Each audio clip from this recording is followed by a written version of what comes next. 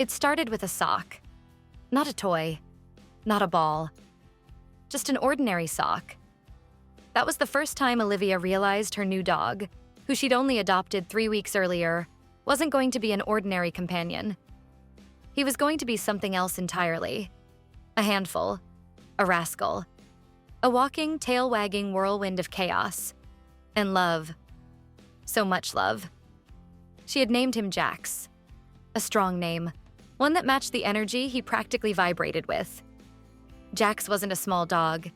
He was a stocky American bully with wide-set eyes, a massive grin, and the kind of body that made strangers cross the street. At least until they met him.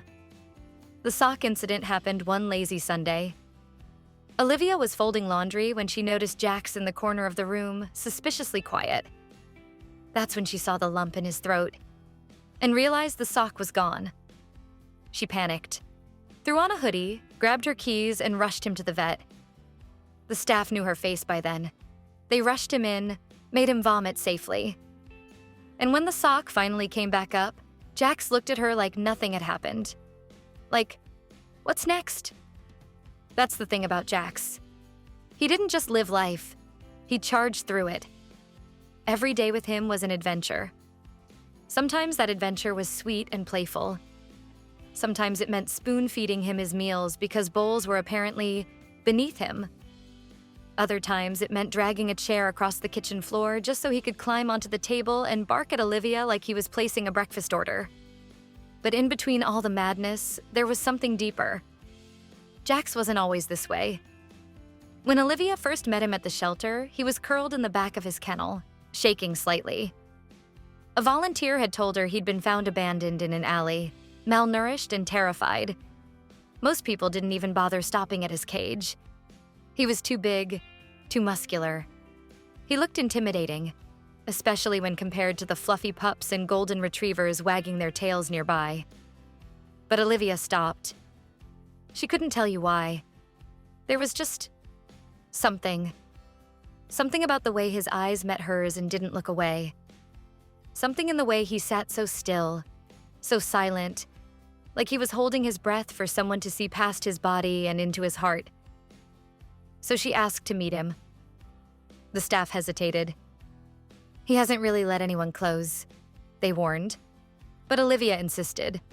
When they brought him out, he walked up to her slowly, then leaned his whole body into her legs like he was afraid she'd disappear.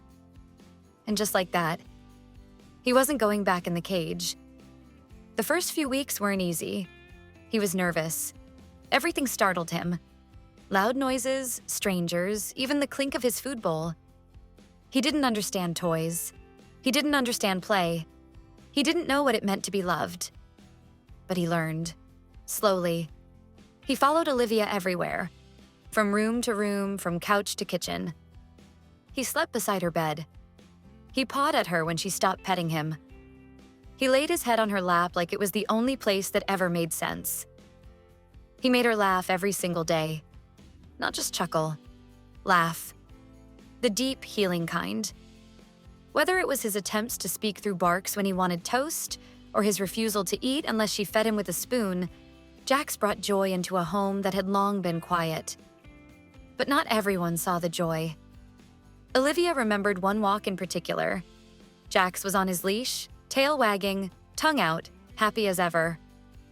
A woman walked past them, then stopped in her tracks. "Oh," she said, "it's one of those dogs. The killer kind." Olivia was speechless.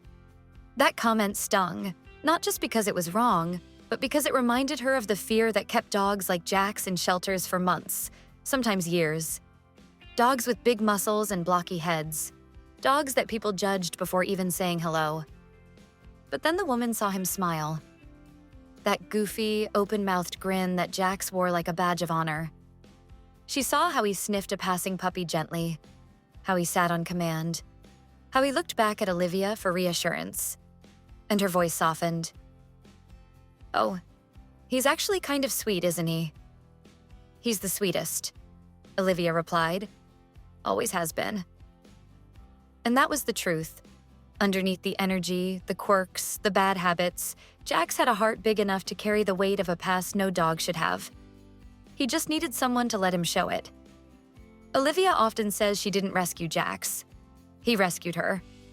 She'd gone through a hard divorce the year before, moved out of her family home, started over. The days were long and quiet, and she often questioned if she'd made the right choice walking away from a life that looked good on the outside but left her feeling empty inside. But Jax brought life back into her world. He brought noise, mess, and joy. He made her laugh, forced her outside, reminded her that love didn't have to be perfect to be real. One evening, she caught him dragging his dog bed toward the couch. It took 10 minutes and several comedic failed attempts, but he eventually got it right in front of the TV. Then he plopped down on it and looked up at her like, "Come sit. This is our night now." That became their thing. Movie nights on the floor, popcorn in one bowl, Jax's treats in another. She'd rest her hand on his back and he'd lean into her just like the first day they met. There were still chaotic moments, of course. Jax was still Jax. He still barked at the toaster, still hated bowls, still occasionally tried to eat laundry. But Olivia wouldn't change a single thing. He made her feel seen, needed, loved. Jax's story is proof that love doesn't always come wrapped in neat packages. Sometimes it shows up with scars and trauma and a tendency to steal your socks. But if you open your heart, what you get in return is priceless. Not every dog will be as quirky as Jax, but every dog deserves a chance to be loved like he is. And thousands of them are still waiting. Waiting in shelters, waiting behind cages, waiting for someone to look past the label and see the heart underneath. If Jax's story touched you, consider donating to your local animal rescue or adopting from a shelter. If you can adopt, foster. If you can't foster, volunteer. And if nothing else, share these stories. Because every time we speak up, we change a life. Maybe even save one. Love is messy. Love is loud. Love is covered in fur and sometimes requires spoon feeding. But it's worth it. Every time.